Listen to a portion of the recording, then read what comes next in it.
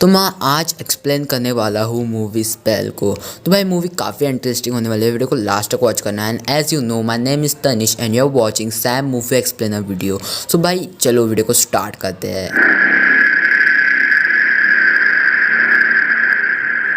सो movie की starting कुछ ऐसे होती है जिसमें हमें एक हस्बैंड वाइफ और उनके 2 बच्चे दिखाए जाते हैं। और ये जो आदमी था ना, ये कामयाब और एक रिच लॉयर था। शुरुआत में हम ये देखते हैं कि मार्कस की बीवी रूम में फंस गई थी as door was locked. Marcus उससे मजाक करते हुए वो डोर बिना चाबी के एक रिफिल की हेल्प से खोल लेता है, जो कि उसने अपने बचपन में सीखा है। ऑफिस में एक दिन उसे कैंटीन में रहने वाले उसे डैड के गुजरने की खबर मिलती है। मार्कस बचपन में ही भागकर गांव से सिटी में आ गया था, क्योंकि उसके डैड जो है ना, वो उसे बहुत ज़्यादा मारा पीटा करते थे। इस बात को वो अपने फैमिली के साथ में पहली बार डिस्कस करता है। वो उसके फ्यूनरल में जाना नहीं चाहते थे, पर उसके वाइफ के इंसिस्ट करने पर वो फैमिली के साथ वहां जाने के लिए रेडी हो जाता है। ये चारों अपने प्राइवेट प्लेन में कैंटीन जाने लगते हैं। मार्कस फ्लाइंग जानता था और उसके पास उसका एक पर्सनल प्लेन भी था, और वो जो प्लेन था वो डीजल पे चलता था। और अब ये चारों उनके एरोप्लेन के साथ एक सुनसान जगह पर डीजल स्टेशन पे रुकते हैं। वहाँ के शॉप में मार्कस एक मोजो बैग तो देखता है और पूछता है ये क्या है। उसने इसको बचपन में देखा था, पर वो श्योर नहीं है कि इसको किसके लिए इस्तेमाल करते हैं। शॉप ओनर ये कहता है कि ये प्रोटेक्शन के लिए है, उन लोगों से जो उनके बॉडी को कॉन्ट्रोल करना चाहते हैं। यदि वो यंडर माउंटेन्स के ऊपर से जा रहे हैं, उनको इस बैग को ले जाना चाहिए, क्योंकि ये उनकी प्रोटेक्शन करेंगे। मार्कर इस चीज को सुपरस्टिशन समझकर इग्नोर कर देता है और एक शरीफ आकर उसकी आईडी चेक करता है। और अब ये चारों प्लेन से अपने रास्ते निकल जाते हैं, और जैसे ही यंडर माउंटेन्स के ऊपर पहुंचते हैं, अचानक से मौसम बिगड़ने लगता है और बहुत ज्यादा तेज हवाएं चलने लगती है। प्लेन लड़खड़ाने लगता है और इनका एक्सीडेंट हो जाता है। और अगले ही सीन में हम ये देखते हैं कि मार्कस एक पुराने घर के बेड पर सोया हुआ है, पर वो घायल हुआ था। अब यहाँ पर उसे एक सपना आ रहा था जहाँ पर उसके डैड उसे पीट रहे थे, और अब वहाँ पर एक ओल्ड लेडी आती है जिसका नाम था एलोइज। मार्कस उसे प्लानिंग में पूछता है कि वो यहाँ पर कैसे आया और उसकी फैमिली कहाँ पर है। वो उस घर से बाहर जाने की जिद करने लगता है, लेकिन एलोइस अपने हस्बैंड और अपने बेटे लुइस को बुलाती है। और अब ये तीनों मार्कस को फिर से जबरदस्ती उसके बेड पर लेटा देते हैं, और ये कहता है कि उसके प्लेन का एक्सीडेंट हो चुका था और उसने उसके विलेज में कैश लैंडिंग की है। प्लेन के अंदर सिर्फ वो अकेला था, और अब मार्कर इससे पैनिक में आ जाता है और अपने फैमिली को फाइंड करने के लिए जिद करता है। लेकिन एलोइस मार्कर को किसी पाउडर के साथ में, मतलब पाउडर की हेल्प से बेहोश कर देती है। असल में यहाँ पर एलोइस एक हुडू प्रैक्टिशनर थी, और वो मार्कस से बालों से और कई सारी चीजों से वूबीडी डॉल बनाती है। वो उस पर अपना स्पेल अप्लाई करती है, जिसके अंदर उसका खून भी डाला जाता है। जब मार्कस उठता है तो वो उसको वूबीडी डॉल के बारे में एक्सप्लेन करती है। वूबीडी डॉल एक फोक मैजिक है, ये एक इंसान को रिप्रेजेंट करती है। उसके केस में ये एक डॉल वो है। इस विलेज में ट्रीटमेंट के लिए वो अपने हुडू मैजिक का इस्तेमाल करता है, और जैसे जैसे वो अपने डॉल पर चैंटिंग करेंगे, जादुई मंत्र यूज करेंगे, वैसे वो ठीक हो जाएगा। और अब यहाँ पर उसको 2 तरह के पोशन देखने मिलते हैं, एक था ग्रीन और एक था रेड। ग्रीन का मतलब था बहुत अच्छा और रेड का मतलब था बहुत बुरा। वो ये बताती है कि वो एक प्रोफेशनल रूट वर्कर है। और अब एलोइस मार्कर के डॉल को विंडो के पास रख देती है और उसके आंख पर एक एलोइस पाउडर डाल देती है। वो ये कहती है कि इससे डेविल रूम के अंदर नहीं आएगा, यानी कि इस ब्लैक मैजिक से जुड़े हुए कुछ रिस्क भी थे, जिसको एलोइस अच्छे से जानती थी। मार्कस ये सब शांति से सुनता है, लेकिन उसे यकीन हो गया था कि कुछ ना कुछ दाल में काला है, यानी कि कुछ ना कुछ गड़बड़ है। इसीलिए वो जख्मी हालत के बावजूद भी वहां से भागने लगता है। वो विंडो से बाहर निकलकर छत पर जाता है, और वहां पर बहुत तेज बारिश भी हो रही थी। वहां से वो रूफ पर चलते हुए एक बिल्डिंग के रूफ पर आता है, और उस बिल्डिंग के अंदर काफी सारे बिल्डिंग के विलेज के लोग थे, और इन चीजों को वो रूफ पर हुए होल से देखता है। वहां पर एलोइस और अपने मैजिक ट्रिक्स दिखा रहे थे, जिससे मार्कस काफी ज्यादा हैरान हो जाता है। कुछ ब्लैक ब्लैक मैजिक के बारे में बात करी जाए तो एलोइस अब अपने एक गूंगे लड़के को बुलाती है और अब एक जिंदा कैट से उसकी टंग निकालकर उसके बनाए हुए बूबी डी डॉल में डाल देती है और अब अचानक से वो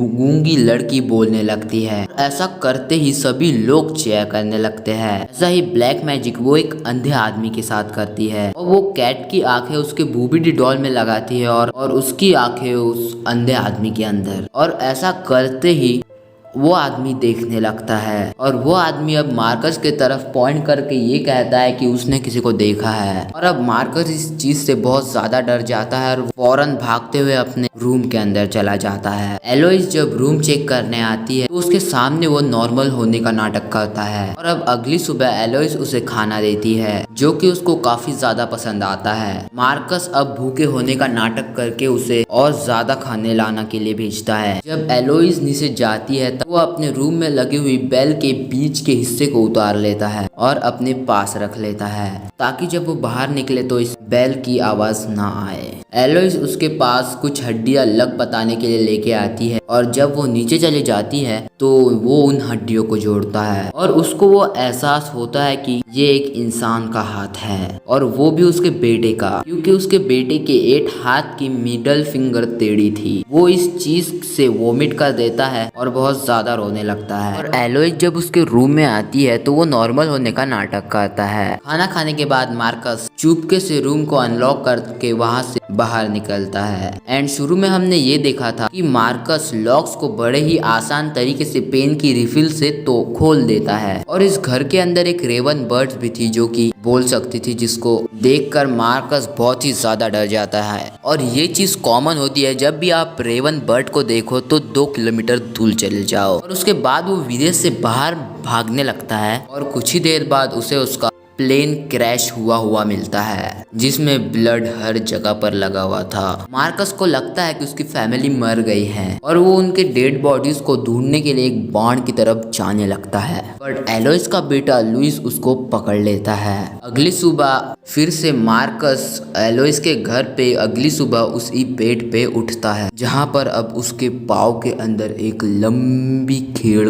गाल दी थी और ये बहुत ही ज्यादा पेनफुल था। घर में वो अकेला था, पूरी फैमिली कहीं बाहर गई हुई थी, तो वो उस खील को बाहर निकालता है और फिर से भागने लगता है। And I must tell you, ये सीन बहुत ही ज्यादा खतरनाक था। और अब वो घर के सामने 3 ग्रेव्स को देखता है और वो वहां जाकर उन्हें खोदने लगता है। उन ग्रेव्स के अंदर उनको उसके फैमिली की बॉडी नहीं मिलती, जिससे वो थोड़ा सा बेटर एंड रिलैक्स फील करता है। और अब घर के स्टोर रूम में वो जाता है जहाँ पर उसको एक छोटा सा सीक्रेट रूम मिलता है। और दोस्तों यहाँ पर अब खुलते हैं असली पत्ते। वो रूम एलोइस का चैंटिंग रूम था जहाँ पर एलोइस चैंटिंग करती थी। वहाँ पर कई सारे पोशन डॉल्स और बुक थे जिसके अंदर ये लिखा था कि ब्लड नून के दिन एक आदमी की सोल को दूसरे आदमी की सोल में ट्रांसफर कर सकते हैं, वो भी बहुत इजीली। और वहाँ पर वो लुइस फैमिली की एक फोटो को देखता है और उसमें गांव के काफी सारे लोग भी होते हैं। इस फोटो को साल 1860 में लिया गया था, यानी कि एलोइस 180 यानी कि 180 साल से भी बूढ़ी हुई थी, यानी कि 180 साल से भी ऊपर की थी। और यहाँ पर मार्कस को ताबूतों के अंदर बहुत सारे लोगों की डेड बॉडी भी मिली हुई थी जिसकी सोल को ऑब्वियसली इन्होंने चुरा लिया होगा और इन सोल्स को चुरा कर वो अपनी लाइफ की एज को बढ़ाते थे। ऐसा करना सिर्फ और सिर्फ ब्लड मून को ही संभव था जो कि कल होने वाला था। मूवी में कल, रियल लाइफ में कल नहीं। यही बात उस शॉप ओनर ने मार्कस से कही थी जिस बात को इसने इग्नोर कर दिया था। अगर वो उस बैग को ले लेता तो ये लोग शायद से बच जाते। खैर एलोइस ने मार्कस पर स्पेल किया था कि वो कर हार्वेस्ट करने वाली है। मार्कस अब गलती से उस स्पेल बुक को पढ़ता है और एलोइस की डॉल बनाकर उसके ऊपर स्पेल्स कास्ट कर देता है। और अब उसे एक मोबाइल रिंग सुनाई देती है जिसको फॉलो करने पर उसे टाइडन का मोबाइल मिलता है। तभी घर के बाहर अर्ड और एलोइस आते हैं जहाँ पर अर्ड ये कहता है कि घर का डोर ओपन है, यदि इस बार मार्कस बाहर गया होगा तो हम उसके पैर को ही काट डालेंगे। मार्कस अब डर के अपने रूम के अंदर जाता है और अपने पैर में वो वो खीला वापस से घुसाड़ लेता है, जो कि बहुत ज्यादा क्रिंजी और दर्दनाक सीन था। ट्रस्ट मी, अगर आप कमजोर दिल के हैं तो इस सीन को बिल्कुल भी मत देखना। एलोइस लुइस के साथ में वहां पर आती है जिसके हाथ में एक कुल्हाड़ी थी। एलोइस मार्कस को चेक करती है और कील उसके पाँव के अंदर थी, जिसके चलते वो लुइस को वापस भेज देती है। मार्कस उसके सामने सब कुछ ठीक होने का नाटक करता है, जबकि ऐसा कुछ भी नहीं था। बाद में मार्कस फोन पे 199 ये नंबर पे डायल करता है, यानी कि ये जो नंबर था ये पुलिस का था। तो वही पुलिस ऑफिसर यानी कि वो शेरिफ फोन उठाता है जिसने उससे आईडी मांगी थी। वो मार्कस से ये कहता है कि उसकी वाइफ और डॉटर उसके पास सेफ है। वो उसके 2 दिन से उसके और उसके बेटे को ढूंढ रहे हैं। मार्कस अब सारी कहानी बताता है और जल्दी से वहां पर आने के लिए कहता है, लेकिन वो अपने बेटे की मौत की बात सुनकर बहुत ज्यादा दुखी हो जाता है। जब वो शरीफ वहां पर गाड़ी लेके आता है तो एलोइस गुस्से से मार्कस के पास ले आती है और वो बुगिटी डॉल पकड़ कर उसे टॉर्चर करने लगती है। यानी कि वाकई में बुगिटी डॉल उस मार्कस के बीच में एक लिंक बन गया था, यानी कि एक टच बन गया था। इट वॉज लाइक कि जो भी वो बुबिडी डॉल के साथ हम करेंगे वो भी मार्कस के साथ होगा, वो वैसा ही होगा, डिक्टो होगा, सेम पिच वैसा ही होगा। यानी कि जस्ट लाइक उसकी जान है ना उस बुबिडी डॉल के अंदर किसने फूंक दी थी। वो उस डॉल को उल्टा टांग देती है और उस बुबिडी डॉल के अंदर से उसके टंग को निकाल देती है, जिससे मार्कस सच्ची में गूंगा हो जाता है। यानी कि टंग निकाल दी तो भाई क्या मतलब बोलती नहीं आएगा ना, और उसके हाथ भी बांध देती है। बाद में वो विंडो के बाहर खड़ा रहकर चिल्लाता है, जिस पर पुलिस ऑफिसर को कुछ भी सुनाई नहीं देता। यानी कि इसका मतलब ये सच में गूंगा हो चुका है। और अभी एलोइस मार्कस को बेहोश करके उसके चुपके से उसके दिल को निकालने जाती है, तभी मार्कस जग जाता है। वो एलोइस को रोककर अपने पाँव में लगी हुई कील से लुइस के हार्ट पर अटैक कर देता है, जिससे वो मर जाता है। यानी कि उसका हार्ट क्रैक हो जाता है और वो मर जाता है। तो उसने अपने हाथ से जो बुबिडी डॉल बनाई थी वो उसको बहुत ज़्यादा मारता है, यानी कि जस्ट लाइक उसको मार देता है। और फिर वो जो एलोइस है ना वो मर जाती है और उसकी फैमिली भी पूरी मर जाती है। और इसके बाद हमें बताया जाता है कि एलोइस की 2 डॉल थी, जो एलोइस ने खुद अपने हाथों से खुद के लिए बनाई थी, और दूसरी जो मार्कल ने अपने हाथों से उसके लिए बनाई थी। तो अभी और जो डॉल उसने अपने हाथों से बनाई थी ना वो डॉल में अभी भी जान होती है। यानी कि मतलब भाई जान मतलब अभी भी एलोइस में जान है, वो पूरी तरीके से मरी नहीं है। और अभी वो वापस आएगी और एक तो मार्कर को